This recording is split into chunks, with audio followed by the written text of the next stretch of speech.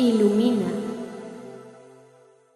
Muy buenas tardes, amigos y amigas de la comunidad Ilumina, quien les habla Judy Gómez, coordinadora del programa de rehabilitación, habilitación e inclusión educativa de Ilumina Ceguera y Baja Visión. El día de hoy estamos con Montserrat Cortina. Ella es estudiante del 9º semestre en la licenciatura de Psicología en la Universidad Iberoamericana y actualmente está realizando su servicio social con nosotros, cosa que le agradecemos muchísimo porque ha hecho un excelente trabajo y ha compartido con nosotros la experiencia y el conocimiento que ha adquirido pues en esta parte de su formación profesional, tanto en su recorrido teórico lectivo en la escuela como en sus prácticas con diferentes poblaciones que ha tenido en su carrera, ¿no? Entonces, pues, Montserrat, te damos una muy cordial bienvenida. Te agradecemos muchísimo que estés aquí con nosotros y pues te saludamos el día de hoy. Muchas gracias por esta oportunidad y por este espacio. Y pues nada más decirles que no vengo a dar ninguna respuesta absoluta, sino hablar desde un lugar de empatía, de reflexión, esta parte de experiencia que ya comentaste, Judy, y justamente abrir una conversación y reflexión desde el corazón y desde un lugar que los que escuchen puedan brindar pues estas herramientas a otras personas y pues se puedan sentir apoyados y seguros en su día a día, ¿no? Y en especial con las relaciones con sus hijos. Excelente, y justo creo que todo esa combinación de factores tan importantes que acabas de decir, ¿no? Conocimientos, experiencia, empatía, abrir una conversación, creo que son factores que yo resalto de tu introducción, porque son los que han hecho que tengas tan buen recibimiento con la comunidad, con las mamitas y con los niños, ¿no? Y por estas características, ¿no? Tan importantes de Monse desde su ella profesional, es que la hemos invitado hoy a abrir esta plática, como bien dijo, acerca de una pregunta que frecuentemente nos hacen las mamás, y es, pues, ¿qué tengo que hacer, no? O sea, ¿cómo le cuento al niño de la discapacidad? ¿Cómo lo abordo? ¿Cómo lo vivo? ¿Qué hago, no? Y son preguntas que pues nos hablan acerca del duelo infantil, ¿no? De la aceptación de la discapacidad, y es a lo que Monse nos ha querido venir hoy a contribuir un poquito. Entonces, para esto, pues tenemos ya como una batería de preguntas y respuestas, por supuesto, que queremos compartir con ustedes, y vamos a empezar el día de hoy, Monse, por extenderte esta primera pregunta que creo que va a ser la base de toda esta plática, y es, ¿qué es el duelo, Monse? Ok, Judy, pues vamos a empezar hablando de algo que pues todos en la vida enfrentamos, que es el duelo. Para eso necesitamos saber su definición claramente, porque es muy importante, porque a veces pensamos que es solamente la pérdida de un ser querido, ¿no? Pero en realidad es un proceso que conlleva muchos más factores y que es mucho más amplio. Y pues no solo aparece en este tipo de situaciones, sino también cuando perdemos algo importante. No necesariamente una persona, sino también algo material o espiritual, por ejemplo, una rutina, una etapa, incluso una capacidad física, como es en este caso la visión. Y pues en este proceso emocional, que es el duelo, es importante recalcar que es un proceso completamente natural y esperable, ¿no? Y pues nos vamos adaptando poco a poco a una nueva realidad. Y aunque los adultos tendemos a tener más recursos para enfrentarlo, en los niños este proceso puede ser más complicado, pues ellos no siempre tienen las palabras para explicar lo que sienten. Sin embargo, eso no va a quitar que lo sientan también de forma profunda. Entonces, en general podemos decir que el duelo es un proceso de adaptación emocional a una pérdida que es significativa, y para poder superarlo requerimos de un proceso emocional, otro conductual y otro cognitivo, ¿no? Y aunque sea un proceso completamente normal, sí se puede volver patológico si a los 6 meses no se ha superado. Es decir, este proceso va a constar de ciertas etapas, que son 5, entre las cuales se encuentran la primera, que es la negación, que es una etapa en la que hay shock y es como esta incapacidad para aceptar que se ha perdido esta capacidad. Luego tenemos como segunda etapa el enfado o la ira, que aquí recalca principalmente lo que es la desesperación y hay muchísimas emociones fuertes, entre ellas obviamente lo que es la ira por esta pérdida. Luego tenemos como tercera etapa la negociación, que aquí hay un poco de resistencia a la pérdida y buscamos incluso como, pues sí, básicamente negociar para poder recuperar eso que se perdió, ¿no? Luego, como cuarta etapa, tenemos lo que es ya el duelo, en donde ya empiezan a existir ciertos episodios depresivos, ya empieza a aparecer la tristeza, el aislamiento.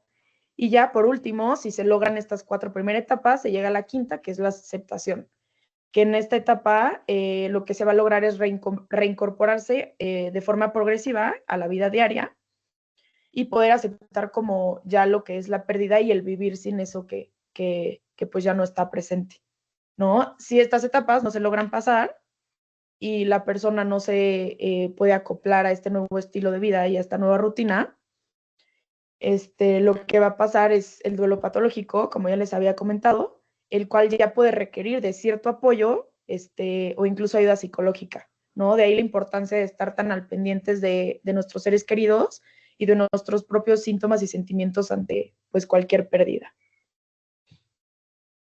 Ok, yo me voy a regresar un poquito, Monse, y fue justo esta parte que dijiste. En los niños puede ser más complicado porque no tienen las herramientas, ¿no?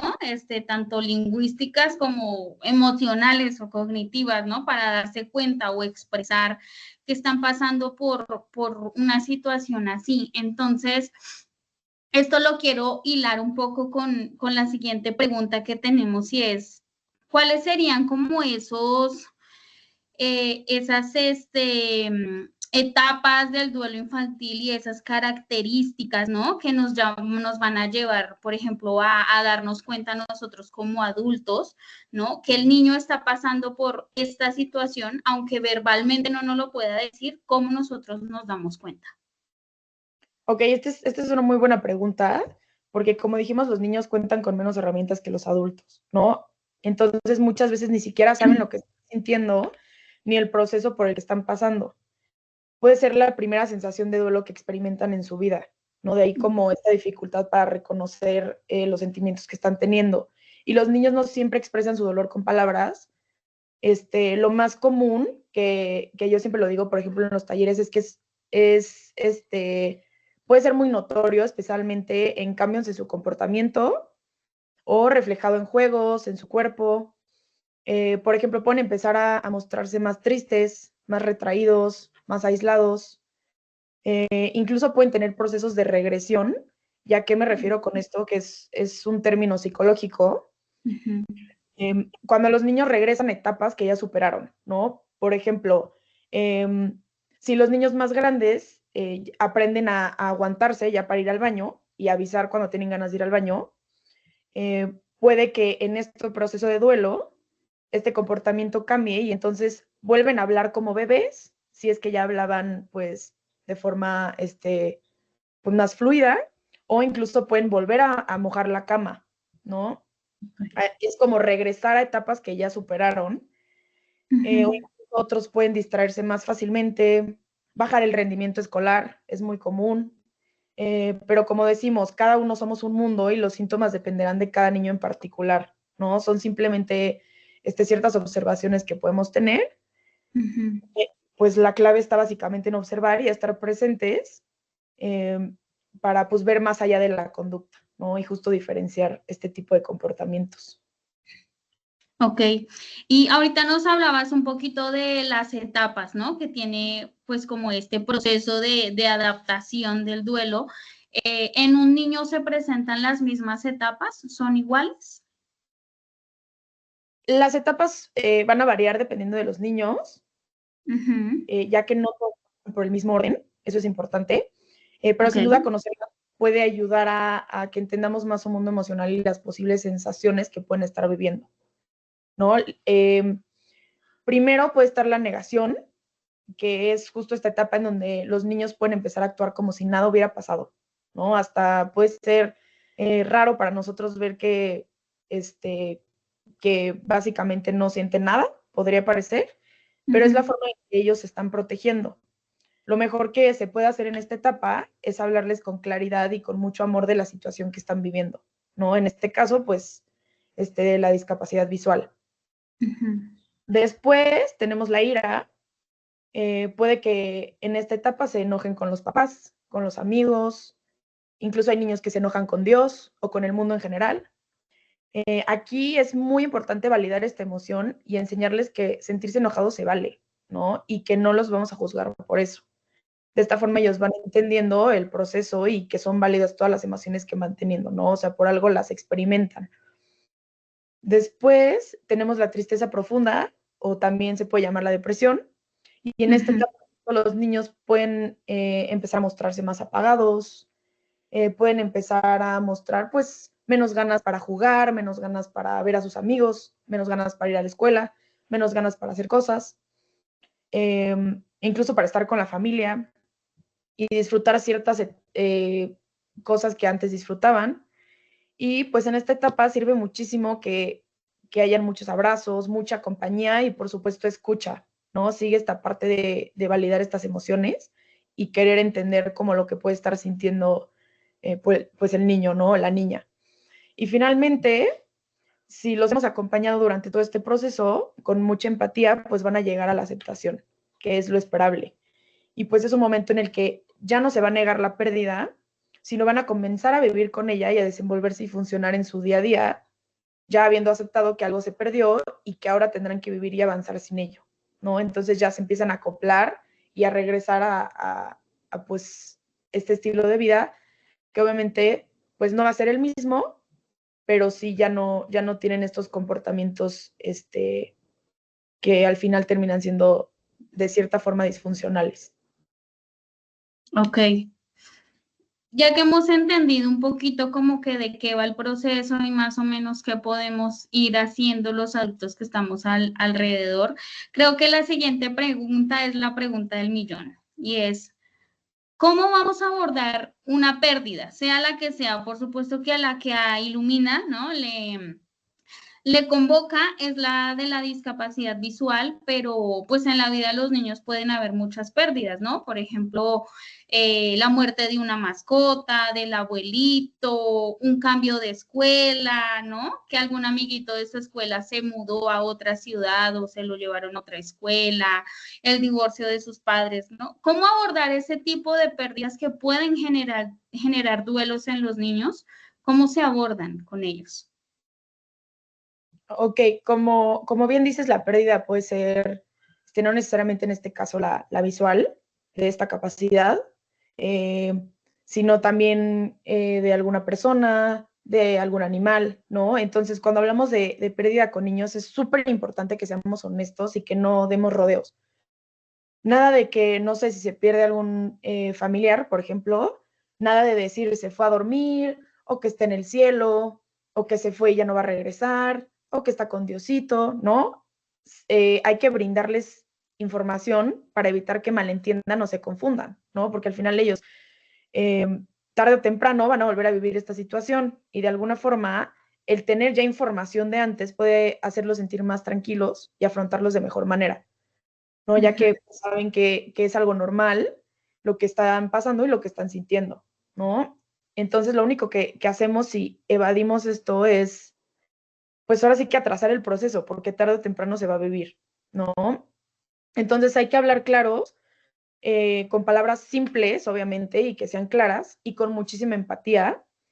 Y pues esto obviamente va acompañado de esta validación de los sentimientos y de decirles que todo está bien, ¿no? Que es un proceso normal, que tienen nuestro apoyo y pues también se pueden usar mucho los rituales como un dibujo, por ejemplo, una carta, una ceremonia o canciones que les empiecen a ayudar a procesar esta pérdida y pues sí darle como este cierre, ¿no? Y más que nada el hablar, el escucharlos y el contestar sus preguntas, que seguro van a tener muchísimas pues se van a sentir tranquilos obteniendo información.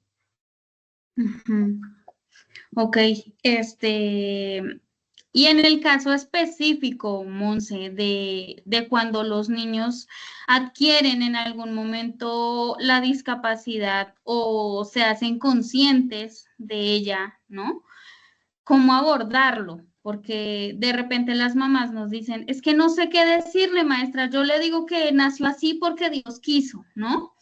Pero tú dirías que este puede ser un buen abordaje o qué nos recomendarías? Ok, pues cuando un niño pierde la capacidad de ver, ya sea de forma parcial o total, se enfrenta a un duelo específico, ¿no? Porque hay muchos duelos. Y lo primero que tenemos que hacer es acompañar sin minimizar.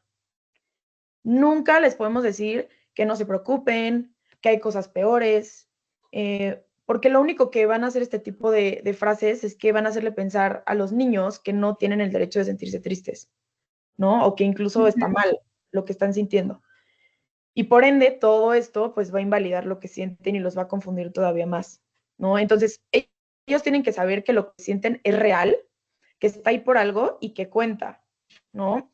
Entonces, ¿qué es lo que debemos hacer? Debemos de explicarles qué es lo que pasa, tomando en cuenta su edad, obviamente, porque no se va a tener la misma plática con, pues, un niño de 2 años que con un niño de 7, ¿no? O de Ujú, 3. ujú. Y para eso podemos brindarle herramientas como el braille, los audiolibros, los juegos sensoriales o incluso llevarlos a sitios donde haya rehabilitación, ¿no? Como en este caso Illumina, puede llegar a ser de mucho apoyo. Y pues otra vez regreso a lo mismo, esta parte de establecer rutinas, eso los va a ayudar muchísimo. ¿Por qué? Porque en este tipo de situaciones podemos acompañarlos y les podemos demostrar que creemos en su capacidad. Debemos de enseñarles que lo que sigue, desde que se vuelven conscientes, obviamente, no va a ser una vida limitada o diferente, ¿no? Simplemente una vida este, a la que podrán acoplarse y en la que son capaces de desarrollarse. Y en donde sí van a poder lograr ser autónomos e independientes, ¿no? Y obviamente al momento de estarles nosotros diciendo esto y enseñándoselos, tenemos que creerlo, ¿no? Porque es nuestro deber como adultos ayudarles a verlo así, para que ellos Ujú. empiecen a aceptarlo, concientizarlo y pues sí integren estas nuevas capacidades. Qué importante ese punto que tocas, ¿no? De que justo, ¿no? O sea, si les vamos a decir a los niños que van a tener una vida normal con los retos propios y característicos de su vida, ¿no? Porque yo creo que si salimos a la calle, hacemos una encuesta y le preguntamos a todos, ¿su vida es fácil? Yo creo que muchas personas nos dirían que no, ¿no? Porque cada uno de nosotros tiene unos retos particulares en su vida, sea una discapacidad, sea una condición de salud, una condición económica, una condición familiar, algún trauma que se vivió, ¿no? Pero siempre hay algo, ¿no? Específico que se tiene, pero en torno a la discapacidad creo que sí deberíamos primero los adultos que estamos alrededor de esos niños creerlo primero, ¿no? Y creo que eso lo vamos a abordar un poquito más adelante. Pero por ahora, Monse, te quería preguntar, pues, ¿cuál va a ser entonces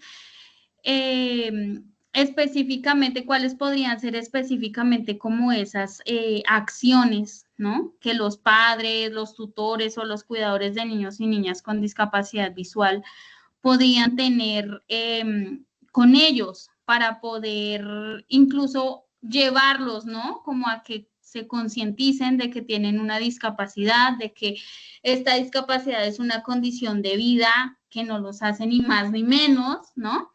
Este, que sí van a tener unos retos, ¿no? Y que esos retos hay que aceptarlos y superarlos, como aparte de estas instrucciones, ¿no? O estas consejitos que nos diste anteriormente, ¿tienes alguna otra cosa un poco más específica? Pues este punto es súper importante, todo lo que mencionas. Y pues en esta pregunta podemos integrar el término de sobreprotección, ¿no? A veces los papás quieren proteger tanto que terminan ocultando la discapacidad de sus hijos. Pero Ujú. el objetivo no es negar ni exagerar, sino acompañar a este descubrimiento que va teniendo el niño, obviamente de esta discapacidad, con palabras honestas y llenas de contención, ¿no? Y pues hay que contarles lo que pasa, ¿no? Explicarles en positivo y evitar un tono dramático o exagerado, porque te pueden asustar.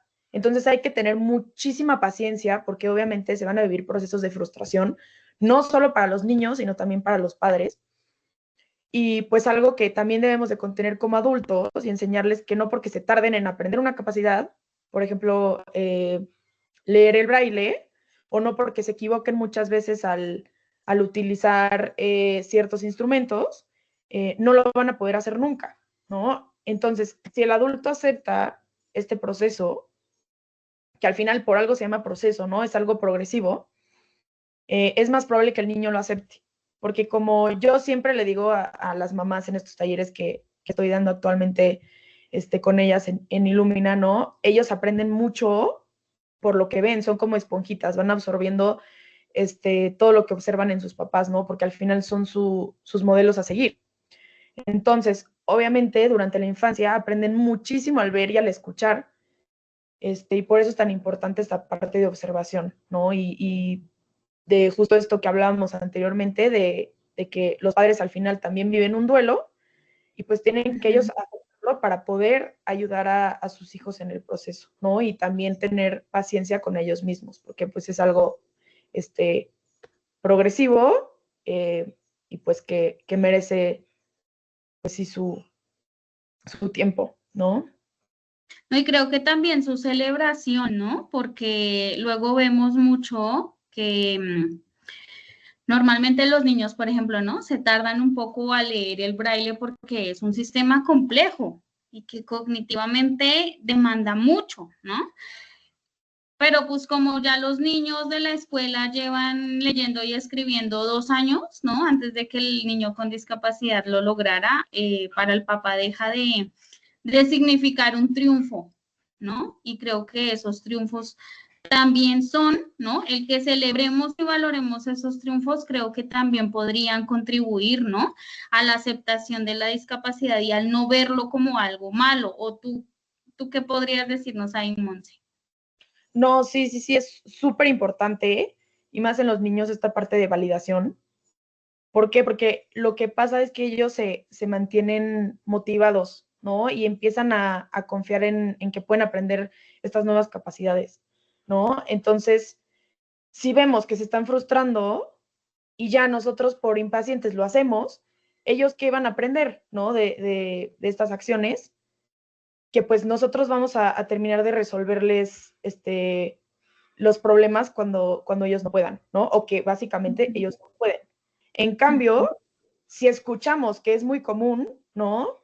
Que ellos digan, no, no puedo, no puedo, no puedo, no puedo, y les decimos, si vas a poder, solo, a ver, o sea, ¿qué se te está complicando? ¿Cómo podemos hacerlo más fácil? ¿No? Acompañarlos, apoyarlos, más no resolverlo.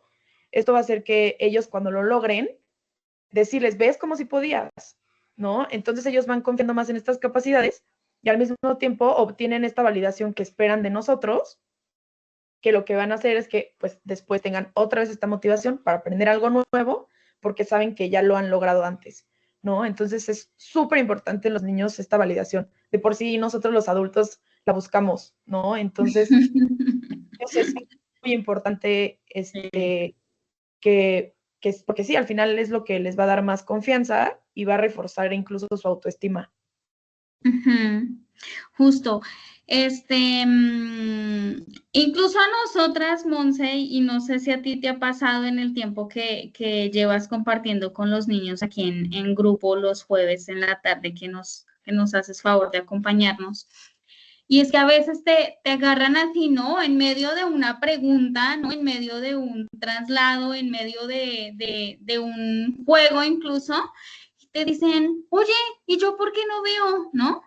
Y, y de alguna manera sorteamos esa pregunta, ¿no? Pero de repente tenemos como esta duda de respondemos con algo fantástico como, no, pues porque Diosito no lo quiso, o es que un ratoncito se llevó tus ojos, o o les explicamos realmente cómo, qué es, por ejemplo, qué patología tienen, ¿no? Obviamente con un lenguaje apropiado para ellos, pero ¿cómo respondemos a eso? Ok, pues esta es una pregunta que hacen muchos papás, porque justo el miedo que tienen es a lastimar a sus hijos si dicen algo que no deberían e intentan evadir el tema para pues evitar hacerlo sentir mal, ¿no? Pero en realidad, el ocultar cierto tipo de información no los va a proteger, nada más los va a confundir, ¿no? Debemos de tener muy presente que los niños sienten, perciben, aunque no tengan palabras para explicarlo, ¿no? O incluso algunas veces aunque no lo digan. Pues sí saben que algo cambió, que algo tienen diferente, ¿no? Entonces, ¿qué es lo que va a pasar? Si no les decimos nada, de todas formas, ellos lo van a vivir, solamente que sin guía, sin herramientas, lo que va a generar en ellos, pues obviamente, miedo, culpa, fantasías que al final y a largo plazo, o incluso a corto, pues los van a lastimar mucho, ¿no? Y mucho más que la verdad. Entonces, pues ante la pregunta de qué se debe hacer, contarles, explicarles, ocultarles, eh, pues la respuesta es que sí, debemos contarles, ¿no? Explicarles con palabras que entiendan, como bien ya lo dijimos, que no dramaticen y que los acompañen. Y pues en cuanto a algunas cosas que no debemos hacer, primero que nada, mentirles, diciéndoles que todo está bien, porque no es así. Y cuando tú a una persona, y en especial a un niño, si tú le dices que todo está bien, ¿qué va a hacer esto? Pues va a invalidar lo que está sintiendo, ¿no? También decirles que verán si se portan bien o que van a curarse si hacen alguna cosa. También no hay que hacerlo porque les va a crear falsas expectativas y como nunca se van a cumplir esas expectativas, pues van a tener muchísima frustración, ¿no? Tampoco se debe evitar el tema, cambiar de conversación o tratarlo como tabú. Al final es algo con lo que tienen que vivir y mientras más información tengan, más herramientas van a poder utilizar, ¿no? Para desenvolverse. Y tampoco usar expresiones de lástima, como, ay, pobrecito, o incluso ciertos, pues sí podría llamarse insultos, como ojalá fueras como los demás, ¿no? A evitar hacer comparaciones. Y bueno, es lo que sí podemos decirles y debemos decirles, no sé, algo, por ejemplo, tus ojos funcionan diferente y eso significa que vas a hacer algunas cosas de otra manera, pero eso no te va a hacer menos. Hay muchas formas de ver el mundo, tú tienes las tuyas. Y pues, ¿qué va a pasar con este tipo de frases o explicaciones? Pues lo que queremos es que sepan que no están mal y que no están solos, ¿no? Y pues darle un nombre a esta realidad no los va a lastimar, al contrario, les va a dar estas herramientas que les van a poder brindar paz. Así que, pues a los que están escuchando, acuérdense que si alguna vez no están seguros de qué decirle o contestarle a los niños y sienten que quieren evadir alguna pregunta o tema, siempre guíense por la verdad y pues decirles la verdad, acuérdense que lo que va a hacer es protegerlos en realidad, ¿no? Brindarles pues este apoyo para que ellos puedan entender más esta nueva realidad y adaptarse a ella, porque pues obviamente lo que no se entiende, pues no se acepta, ¿no? Claro. No, y aparte creo que también deja mucho que pensar, ¿no? El hecho de que tú le quieras poner otro nombre, ¿no? Ocultarlo, evadirlo, eso creo que nos lleva a la siguiente pregunta, Monse, y es, ¿cuál es la relación que existe o cómo afecta la transición del propio duelo que vive una madre o un padre o un cuidador principal de un niño con discapacidad, ¿no? Al duelo que vive el niño, al propio duelo del niño. ¿Se relacionan, no se relacionan, el uno afecta al otro, son dependientes? ¿Cómo funciona esto?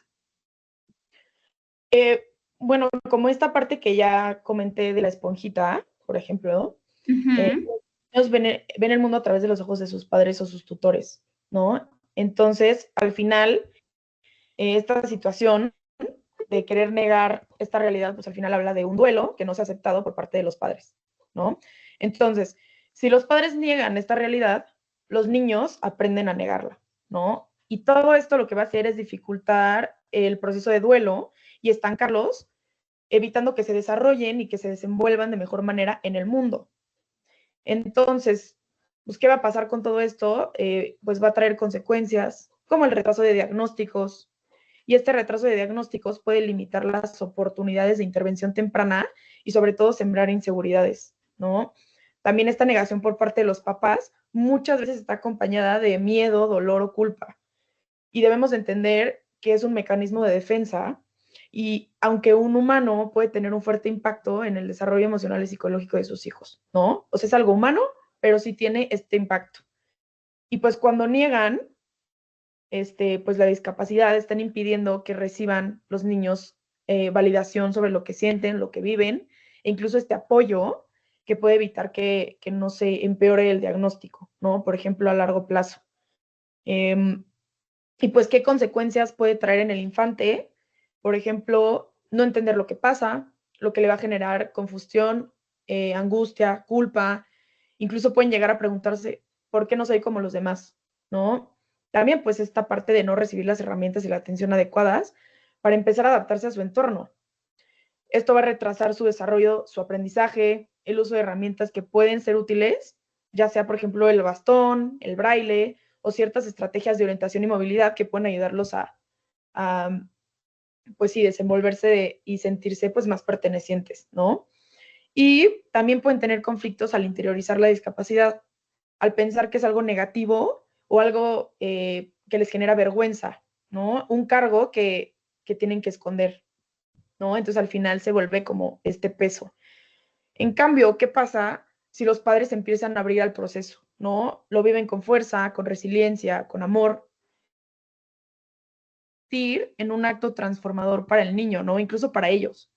Y esta aceptación va a tener un efecto completamente opuesto al que ya dijimos, ¿no? Cuando un niño empieza a ver que sus papás lo aceptan, lo apoyan, creen en él, en sus capacidades, ¿qué va a pasar? Pues se van a empezar a sentir más seguros y amados, ¿no? Y esta aceptación lo que va a permitir es, pues primero que nada, que se fortalezca la autoestima del niño, porque va a entender que su valor no está condicionado a ver o no ver, sino a quién es él, ¿no? Como persona o ella. También se puede abrir a la intervención temprana, lo que va a facilitar su desarrollo y va a fomentar sus habilidades para la autonomía, que esto es súper importante también. Además, muchos estudios en psicología infantil han mostrado que la imagen que el niño construye de sí mismo está sumamente influenciada por el reflejo que tiene de sus figuras de apego, ¿no? Principalmente de sus padres. Y pues si este reflejo está lleno de miedo, incertidumbre y negación, pues el niño, ¿qué va a pasar? Va a crecer con esta inseguridad. En cambio, si es un reflejo de amor, de confianza y empoderamiento, pues el niño va a florecer, ¿no? Y pues es por esto que la negación, además de retrasar este proceso de aceptación y mantenerlo obviamente en el duelo, en negación, que es la primera etapa principalmente, pues se convierte en una barrera o incluso obstáculo para el desarrollo integral de los niños, ¿no? En cambio, esta apertura, pues al final va a fomentar el crecimiento y la aceptación de pues esta discapacidad y se va a convertir en parte de la historia del niño, más no en un límite que va a evitar que pues crezca y se desarrolle, ¿no? Y pueda pues vivir su vida. Podríamos concluir, Monse, de toda esta bonita respuesta que nos diste. Si yo soy madre, padre, tutor o cuidador principal de un niño con discapacidad, ¿debo ir a terapia y manejar mi duelo para poder acompañar a mi niño correctamente? Exactamente, sí, no tiene nada de malo pedir apoyo, ¿no? Al contrario, saber que es un proceso que muchas veces necesita apoyo y que existe, ¿no? E incluso hay muchísimas instituciones que lo dan de forma gratuita. Entonces, pues sí, apegarse a eso y a tenernos paciencia también a nosotros, porque como bien dice la frase, el paso a paso lleva la medida y el tamaño de tu zapato, ¿no? Entonces, pues tenernos paciencia e informarnos, ¿no? También.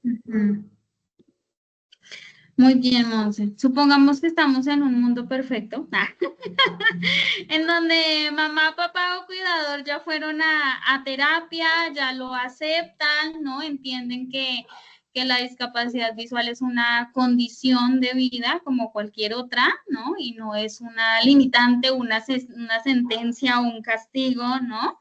Este, y entonces empieza a ver también en el niño esta parte de ir aceptando el duelo, ¿no?